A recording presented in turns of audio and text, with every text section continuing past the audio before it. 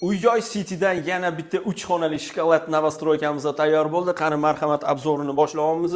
Bu yoq tomonimizda spalnya xonasi bo'ladi. Spalnya xonamiz ham kattagina, ko'ryapsizlar, mebellar podzakaz qilingan. Hammasi videoda ko'rinyapti. Bu yoq tomonga keladigan bo'lsa, bolajonlar uchun yana bitta xona qilib qo'yilgan. Buni xohlasanglar kabinet qo'ysanglar ham bo'ladi. Agar kattaroq oila bo'lsa, bemalol farzandinglar uchun bitta xona qilib qo'ysanglar ham bo'ladi. Bu yoq tomonimizda zal qismi bo'ladi. Mana zalimiz ham kattagina. Zalimizni mana hozir videoda hammasi ko'rinyapti. Bu yoq tomonda katta balkoni ham bor. Endi balkonda kelganinglarda o'zingizlar ko'rib olasizlar. Mayli, men hozircha bekitib qo'yay. Yana o'tamiz bu yoq tomonga. Asosiy ahamiyat beradigan joylarga shundoq qaranglar. Patologini bitta e'tibor beringlar. 3,5 metr balandligi. Mana o'zimni teng yarmida turibman. Endi qaranglar.